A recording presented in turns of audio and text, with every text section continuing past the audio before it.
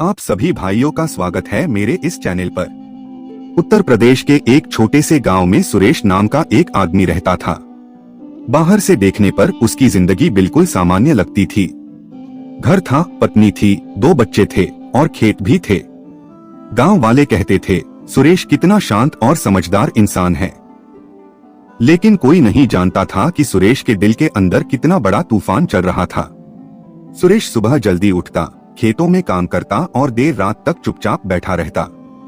घर में सभी लोग उससे बात करते, लेकिन वह हमेशा बस हूं या ठीक है कहकर चुप हो जाता। उसकी पत्नी मीना कई बार पूछती, क्या बात है सुरेश, तुम इतने परेशान क्यों रहते हो? लेकिन सुरेश हर बार मुस्कुरा देता और कहता, कुछ नहीं, बस थकान है। असल में सुरेश अपने ही परिवार के बीच अकेला महसूस करता था। उसके पिता बचपन से ही उसे कमजोर और निकम्मा कहते थे। जब उसका छोटा भाई रमेश कोई छोटा सा काम भी कर देता तो पिता उसकी तारीफ करते। लेकिन सुरेश दिन रात मेहनत करता, फिर भी उसे कभी प्यार नहीं मिला। धीरे धीरे सुरेश ने बोलना कम कर दिया। एक दिन गांव में बड़ा त्योहार था। पूरा परिवार खुश था, लेकिन सुरेश घर के कोने में बैठा आसमान देख रहा था। तभी उसका बेटा रोहन उसके पास आया और बोला, पापा, आप हमेशा उदास क्यों रहते हो? क्या हमसे कोई गलती हुई है? ये सुनते ही सुरेश की आंखें भर आईं। उसने पहली बार महसूस किया कि उसका दर्द अब उसके बच्चों तक पहुंचने लगा है। और उसी रात सुरेश ने एक ऐसा फैसला लिया जिसने पूरे परिवार की जिंदगी बदल दी। उस रात सुरेश बिल्कुल नहीं सो पाया। बार बार उसके बेटे रोहन की बातें उसके कानों में गूंज रही थीं। पापा, आप हमेशा उदास क्यों रहते हो? सुरेश की आंखों से आंसू बहने लगे। उसे महसूस हुआ कि जिस दर्द को वह सालों से अपने अंदर दबाकर जी रहा था, अब उसका असर उसके बच्चों पर भी पड़ने लगा है। आधी रात को वह चुपचाप घर से बाहर निकला और पुराने बरगद के पेड़ के नीचे जाकर बैठ गया। वहीं बैठकर उसे अपने पुराने दिन याद आने लगे। करीब 15 साल पहले सुरेश पढ़ाई में बहुत तेज था। उसका सपना था शहर जाकर बड़ा अफसर बनना। उसके शिक्षक भी कहते थे सुरेश एक दिन परिवार का नाम रोशन करेगा। लेकिन उसके पिता चाहते थे कि वह खेत संभाले। एक दिन सुरेश को शहर के कॉलेज से दाखिले का पत्र आया। वह खुशी से दौड़ता हुआ घर पहुंचा। लेकिन जैसे ही पिता ने वह पत्र देखा, उन्होंने गुस्से में उसे फाड़ दिया। हमारे घर के लड़के खेती छोड़कर शहर नहीं भागते, पिता जोर से चिल्लाए। उस दिन पहली बार सुरेश का सपना टूटा था। धीरे धीरे उसने अपने सारे सपने मार दिए। उसने खेत संभाल लिए, परिवार संभाल लिया, लेकिन खुद को कभी संभाल नहीं पाया। उसे हमेशा लगता था कि उसकी जिंदगी उसकी अपनी नहीं है। समय बीतता गया। उसका छोटा भाई रमेश शहर चला गया, नौकरी करने लगा और खूब पैसे कमाने लगा। परिवार के लोग रमेश की तारीफ करते नहीं थकते थे। और सुरेश, उसे सिर्फ जिम्मेदारियों का बोझ मिला। एक दिन तो हद ही हो गई। घर में सबके सामने उसके पिता ने कहा, अगर रमेश ना होता तो इस घर का नाम कभी ऊंचा नहीं होता। ये सुनकर सुरेश अंदर से टूट गया। उस दिन के बाद उसने अपने दिल की हर बात दबा दी। न शिकायत, न गुस्सा, न कोई सपना, बस चुप्पी। लेकिन उसे नहीं पता था कि उसकी यही चुप्पी एक दिन उसके परिवार को उससे दूर कर देगी। और अगले ही दिन घर में कुछ ऐसा हुआ जिसने सुरेश को पूरी तरह हिलाकर रख दिया। अगली सुबह घर का माहौल बिल्कुल सामान्य था। मीना रसोई में खाना बना रही थी, बच्चे स्कूल जाने की तैयारी कर रहे थे और सुरेश हमेशा की तरह चुपचाप आंगन में बैठा था। लेकिन उसके अंदर पिछली रात की बातें तूफान बन चुकी थीं। तभी उसका छोटा भाई रमेश शहर से गांव आया। नई गाड़ी, महंगे कपड़े और चेहरे पर घमंड। पूरा परिवार रमेश के स्वागत में लग गया। पिता की आंखों में खुशी साफ दिखाई दे रही थी। देखो, मेरा बेटा शहर से कितना बड़ा आदमी बनकर आया है, पिता गर्व से बोले। सुरेश बस चुप रहा। दोपहर को सभी लोग साथ बैठकर खाना खा रहे थे। तभी रमेश ने हंसते हुए कहा, भैया, अगर आप भी थोड़ी समझदारी दिखाते तो आज खेतों में मिट्टी नहीं खोद रहे होते। पूरा कमरा हंसी से गूंज उठा। सुरेश के दिल पर जैसे किसी ने पत्थर मार दिया हो। उसने पहली बार अपने बच्चों की तरफ देखा। रोहन और छोटी बेटी परी चुपचाप अपने पिता का चेहरा देख रहे थे। उनकी आंखों में सवाल था, दर्द था, लेकिन सबसे ज्यादा तकलीफ तब हुई जब उसके पिता भी हंस पड़े। अरे सुरेश तो बचपन से ही सीधा था, तभी जिंदगी भर पीछे रह गया, पिता बोले। ये सुनते ही सुरेश के हाथ कांपने लगे। उसकी आंखों के सामने अपने टूटे हुए सपने घूमने लगे। फटा हुआ कॉलेज का पत्र, अधूरी पढ़ाई, दबे हुए आंसू, और अचानक सुरेश जोर से रो पड़ा। पूरा घर सन्न रह गया। सालों से चुप रहने वाला इंसान आज बच्चों की तरह फूट फूट कर रो रहा था। मैंने इस घर के लिए सब कुछ छोड़ दिया, अपने सपने, अपनी खुशी, अपनी पूरी जिंदगी, सुरेश का पति आवाज में बोला। उसकी पत्नी मीना की आंखें भी भर आईं। लेकिन असली झटका तब लगा जब सुरेश ने अपने पिता की तरफ देखकर कहा, आपने कभी मुझे बेटा समझा ही नहीं। घर में एकदम सन्नाटा छा गया। पिता पहली बार कुछ बोल नहीं पाए। और तभी सुरेश ने ऐसा फैसला सुनाया जिसे सुनकर पूरा परिवार डर गया। सुरेश की आंखों से लगातार आंसू बह रहे थे। घर में बैठे सभी लोग पहली बार उसका ऐसा रूप देख रहे थे। जो इंसान सालों तक चुप रहा, आज उसका दर्द शब्द बनकर बाहर आ चुका था। सुरेश धीरे धीरे खड़ा हुआ। उसकी आवाज कांप रही थी, लेकिन इस बार उसके शब्दों में डर नहीं था। अब मैं इस घर में नहीं रहूंगा। ये सुनते ही मीना के हाथ से पानी का गिलास गिर गया। सुरेश, ये तुम क्या कह रहे हो? मीना घबराकर बोली। लेकिन सुरेश की आंखों में गहरा दर्द था। जिस घर में इंसान की इज्जत ना हो, जहां उसकी मेहनत की कोई कीमत ना हो, वहां रहकर आदमी अंदर ही अंदर मर जाता है। उसके बच्चे रोहन और परी डर गए। रोहन दौड़कर अपने पिता से लिपट गया। पापा, हमें छोड़कर मत जाओ। ये सुनकर सुरेश का दिल कांप उठा। वह अपने बच्चों को बहुत प्यार करता था, लेकिन सालों का दबा दर्द अब उसे तोड़ चुका था। तभी उसके पिता गुस्से में बोले। 2 आंसू क्या निकल गए। खुद को दुखियारा समझने लगा। पूरा माहौल फिर से भारी हो गया। लेकिन इस बार सुरेश चुप नहीं रहा। हाँ, मैं दुखियारा हूं, क्योंकि मैंने हमेशा इस परिवार को खुद से ऊपर रखा और बदले में मुझे सिर्फ ताने मिले। उसकी बात सुनकर मीना भी रोने लगी। उसे पहली बार एहसास हुआ कि उसका पति कितने सालों से अकेले दर्द सह रहा था। रमेश, जो हमेशा घमंड में रहता था, अब चुप था। उसे भी अपने शब्द याद आने लगे। तभी अचानक सुरेश ने कमरे के कोने से अपना पुराना लोहे का बक्सा निकाला। उस बक्से में उसकी पुरानी किताबें, कुछ तस्वीरें और वही फटा हुआ कॉलेज का पत्र रखा था।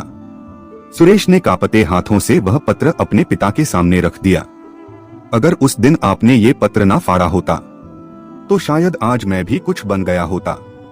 पहली बार उसके पिता की आंखें झुक गईं। लेकिन तभी सुरेश ने एक और बात कही, जिसने पूरे परिवार को अंदर तक हिला दिया। अब मैं अपने बच्चों के सपने कभी नहीं टूटने दूंगा, चाहे मुझे इस घर से हमेशा के लिए क्यों ना जाना पड़े। और उसी रात सुरेश अपना सामान बांधने लगा। रात बहुत गहरी हो चुकी थी। पूरा घर खामोश था। सिर्फ सुरेश के कमरे से पुराने बक्से के खुलने बंद होने की आवाजें आ रही थीं। मीना दरवाजे पर खड़ी रो रही थी। रोहन और परी अपने पिता का हाथ पकड़कर बार बार कह रहे थे, पापा मत जाओ ना। लेकिन सुरेश का दिल पत्थर बन चुका था। उसने धीरे से अपने बच्चों के सिर पर हाथ फेरा और बोला, मैं तुम लोगों से दूर नहीं जा रहा। मैं बस खुद को बचाने की कोशिश कर रहा हूँ। ये सुनकर मीना की आंखों से आंसू रुक ही नहीं रहे थे। तभी अचानक बाहर आंगन में किसी के खांसने की आवाज आई। वो सुरेश के पिता थे। पहली बार उनके चेहरे पर घमंड नहीं, पछतावा था। वो धीरे धीरे कमरे के अंदर आए। सुरेश ने उनकी तरफ देखा, लेकिन कुछ नहीं बोला। कुछ पल तक कमरे में सन्नाटा रहा। फिर अचानक उसके पिता ने कांपती आवाज में कहा, मुझे माफ कर दे बेटा। ये सुनते ही सब लोग हैरान रह गए। सुरेश को अपनी कानों पर विश्वास नहीं हुआ, क्योंकि उसके पिता ने जिंदगी में पहली बार उससे माफी मांगी थी। उनकी आंखों से आंसू निकल पड़े। मैं हमेशा रमेश की सफलता में अंधा हो गया, लेकिन ये नहीं देख पाया कि असली सहारा तो तू था। सुरेश के हाथ कांपने लगे। उसके पिता जमीन पर बैठ गए और बोले, जिस बेटे ने पूरा घर संभाला, मैंने उसी का दिल तोड़ दिया। रमेश भी शर्म से सिर झुकाकर खड़ा था। वो सुरेश के पास आया और बोला, भैया मुझे माफ कर दो, मैंने कभी आपके दर्द को समझने की कोशिश ही नहीं की। सुरेश की आंखों से आंसू बहने लगे। सालों से जमा दर्द आज बाहर निकल रहा था। तभी उसका बेटा रोहन बोला, पापा अब तो सब ठीक हो जाएगा ना? सुरेश ने अपने बेटे को सीने से लगा लिया।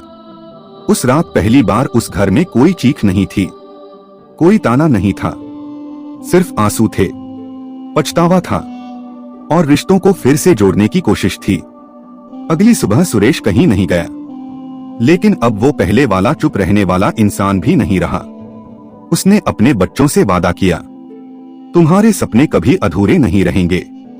और उसके पिता, उन्होंने पहली बार पूरे गांव के सामने कहा, मेरा सबसे बड़ा बेटा सुरेश ही है, जिसने बिना कुछ कहे पूरी जिंदगी परिवार के लिए कुर्बान कर दी। उस दिन के बाद सुरेश ने घुट घुट कर जीना छोड़ दिया, क्योंकि कभी कभी इंसान को बदलने के लिए सिर्फ एक चीज चाहिए होती है, अपने दर्द को पहली बार खुलकर कह देना। कुछ महीने बीत गए। अब घर का माहौल पहले से काफी बदल चुका था। सुरेश खुलकर बात करने लगा था। उसके पिता भी उससे प्यार से पेश आते थे। मीना और बच्चे पहली बार उसे मुस्कुराते हुए देख रहे थे। लेकिन जिंदगी हमेशा एक जैसी नहीं रहती। एक दिन गांव में खबर फैली कि सरकार गांव के पास नई सड़क और फैक्ट्री बनाने वाली है, जिसके लिए कई खेत खरीदे जाने थे। रमेश तुरंत शहर से गांव आ गया। उसकी नजर सीधे जमीन पर थी। भैया, ये मौका दोबारा नहीं मिलेगा। अगर खेत बेच देंगे तो करोड़ों मिलेंगे, रमेश उत्साह से बोला। लेकिन सुरेश चुप था। उसके लिए वो खेत सिर्फ जमीन नहीं थे, वो उसकी मेहनत, उसका संघर्ष और उसकी पूरी जिंदगी थे। तभी पिता भी बोले, रमेश सही कह रहा है, अब खेती में कुछ नहीं रखा। सुरेश के दिल में फिर वही पुराना डर जाग उठा। उसे लगा कहीं फिर से उसकी बात दबा ना दी जाए। उस रात वह अकेला खेतों में जाकर बैठ गया। ठंडी हवा चल रही थी, चांदनी खेतों पर पड़ रही थी। सुरेश मिट्टी को हाथ में लेकर सोच रहा था, क्या सच में मेरी जिंदगी की हर चीज मुझसे छिन जाएगी? तभी उसे पीछे से किसी के आने की आवाज सुनाई दी। वो उसका बेटा रोहन था। रोहन धीरे से उसके पास बैठ गया और बोला, पापा, अगर आपका मन नहीं है तो खेत मत बेचिए, इस बार आपकी खुशी सबसे जरूरी है। ये सुनते ही सुरेश की आंखें भर आईं। पहली बार किसी ने उसकी इच्छा को सबसे ऊपर रखा था। लेकिन अगले ही दिन घर में एक ऐसा कागज आया जिसने सबको हिला दिया। वो जमीन के बंटवारे के दस्तावेज थे और सबसे बड़ा झटका ये था कि उसमें सुरेश के हिस्से की जमीन भी बिना पूछे बेचने की तैयारी हो चुकी थी। सुबह जैसे ही सुरेश ने जमीन के कागज देखे, उसके पैरों तले जमीन खिसक गई। उस दस्तावेज में साफ लिखा था कि खेत का बड़ा हिस्सा फैक्ट्री वालों को बेच दिया जाएगा। और सबसे चौंकाने वाली बात, सुरेश के हिस्से की जमीन पर भी हस्ताक्षर की तैयारी हो चुकी थी। सुरेश की आंखें गुस्से और दर्द से लाल हो गईं। ये सब क्या है? उसने कांपती आवाज में पूछा। घर में सन्नाटा छा गया। रमेश धीरे से बोला, भैया, मैंने सोचा आप मना करोगे, इसलिए पहले बात पक्की कर दी। ये सुनते ही सुरेश का दिल टूट गया। उसे लगा जैसे सालों पुराना जख्म फिर से खुल गया हो। मतलब आज भी मेरी राय की कोई कीमत नहीं? सुरेश जोर से चिल्लाया। मीना डर गई, बच्चे सहम गए। तभी पिता बोले, गुस्सा क्यों कर रहा है? ये सब परिवार के भले के लिए हो रहा है। लेकिन इस बार सुरेश चुप नहीं रहा। परिवार का भला या सिर्फ पैसों का लालच? उसकी आवाज पूरे घर में गूंज उठी। रमेश भी तैश में आ गया। भैया, भावुक होकर जिंदगी नहीं चलती, करोड़ों मिल रहे हैं। सुरेश ने तुरंत कागज उठाए और फाड़ दिए। पूरा घर सन्न रह गया। ये खेत मेरे आत्मसम्मान हैं। बिना मेरी मर्जी कोई इन्हें नहीं बेच सकता। सुरेश गरजा। उसके पिता ने पहली बार सुरेश की आंखों में वो आग देखी जो वर्षों से दबाई गई थी। लेकिन बात यहीं खत्म नहीं हुई। उसी शाम फैक्ट्री के कुछ लोग गांव में आए। उन्होंने साफ कह दिया, अगर जमीन नहीं बिकी तो सरकार जबरदस्ती अधिग्रहण भी कर सकती है। गांव में डर फैल गया। रमेश ने फिर सुरेश को समझाने की कोशिश की। भैया, अकेले लड़ोगे तो हार जाओ। उस रात पूरा गांव दो हिस्सों में बंट गया। कुछ लोग सुरेश के साथ थे, कुछ लोग पैसों के लालच में रमेश के साथ। और तभी रात के अंधेरे में सुरेश के खेत में अचानक आग लग गई। लपटें आसमान तक उठने लगी। सुरेश दौड़ता हुआ खेत की तरफ भागा और वहां जो उसने देखा उससे उसके होश उड़ गए। सुरेश जलते हुए खेतों की तरफ पागलों की तरह दौड़ रहा था। पूरा आसमान धुएं से भर चुका था। गांव वाले बाल्टियों से पानी डाल रहे थे, लेकिन आग इतनी भयानक थी कि कोई उसे रोक नहीं पा रहा था। सुरेश घुटनों के बल जमीन पर बैठ गया। उसकी आंखों के सामने उसकी सालों की मेहनत जल रही थी। तभी अचानक उसकी नजर खेत के किनारे खड़े एक आदमी पर पड़ी। वो रमेश था। उसके कपड़े मिट्टी और धुएं से भरे हुए थे और चेहरा डर से कांप रहा था। सुरेश गुस्से में उसकी तरफ भागा। सच बता रमेश, ये आग कैसे लगी? रमेश कुछ बोल नहीं पा रहा था। तभी फैक्ट्री कंपनी का एक आदमी वहां आया और गुस्से में चिल्लाने लगा, हमने सिर्फ डराने को कहा था, आग लगाने को नहीं। ये सुनते ही सबके होश उड़ गए। असल में रमेश ने फैक्ट्री वालों से पैसे लेकर सुरेश पर दबाव बनाने की कोशिश की थी। उसे लगा था कि अगर खेत को थोड़ा नुकसान होगा तो सुरेश डरकर जमीन बेच देगा। लेकिन बात हाथ से निकल गई। आग इतनी तेजी से फैली कि पूरा खेत जलने लगा। ये सुनते ही सुरेश की आंखों से आंसू निकल पड़े। जिस भाई के लिए उसने बचपन में लड़ाइयां लड़ी, जिसके लिए अपने सपने छोड़े, आज उसी ने उसके दिल पर सबसे बड़ा वार किया था। रमेश रोते हुए सुरेश के पैरों में गिर पड़ा। भैया, मुझसे बहुत बड़ी गलती हो गई। लेकिन इस बार सुरेश बिल्कुल शांत था। उसने सिर्फ इतना कहा, गलती नहीं रमेश, ये लालच था। तभी अचानक तेज हवा चली और खेत के पास खड़ा पुराना बिजली का खंभा टूटकर गिर गया। आसपास खड़े लोग चीखने लगे और उसी पल सुरेश ने देखा कि उसका बेटा रोहन आग के बीच फंस गया है। पापा, बचाइए! पूरा गांव डर से जम गया। लेकिन सुरेश बिना एक पल सोचे आग के अंदर दौड़ पड़ा। चारों तरफ आग की लपटें थीं, धुआं था, जलती हुई फसलें थीं। मीना जोर जोर से रो रही थी। कुछ सेकंड बाद सुरेश रोहन को अपनी बाहों में उठाकर बाहर ले आया, लेकिन खुद सुरेश बुरी तरह झुलस चुका था। गांव वाले तुरंत उसे अस्पताल लेकर गए। पूरा परिवार अस्पताल के बाहर रो रहा था। उसके पिता मंदिर के बाहर सिर झुकाकर बैठे थे। कई घंटों बाद डॉक्टर बाहर आए। सबकी सांसें रुक गईं। डॉक्टर धीमे से बोले, अब खतरा टल गया है, लेकिन इन्हें बहुत आराम की जरूरत होगी। ये सुनते ही पूरा परिवार रो पड़ा। कुछ दिनों बाद सुरेश घर वापस लौटा, लेकिन इस बार घर बदल चुका था। रमेश ने फैक्ट्री वालों से सारे रिश्ते तोड़ दिए। उसने सबके सामने अपनी गलती स्वीकार की। और सबसे बड़ी बात, सुरेश के पिता ने गांव की पंचायत में खड़े होकर कहा, जिस बेटे को मैंने हमेशा कमजोर समझा, वही इस परिवार की असली ताकत निकला। उस दिन पहली बार सुरेश के चेहरे पर सच्ची मुस्कान थी। उसने अपने बेटे रोहन का हाथ पकड़ा और कहा, बेटा, इंसान गरीब होने से नहीं हारता, अपने ही लोगों के टूटे भरोसे से हारता है। और अगर हिम्मत ना छोड़े तो सब कुछ फिर से जीत सकता है। धीरे धीरे खेत फिर हरे होने लगे और सुरेश अब वो घुट घुट कर नहीं जीता था, क्योंकि उसने आखिरकार अपने दर्द को अपनी कमजोरी नहीं, अपनी ताकत बना लिया था। अगर आपको ये कहानी अच्छी लगी हो तो मेरे चैनल को लाइक और सब्सक्राइब करना मत भूलना।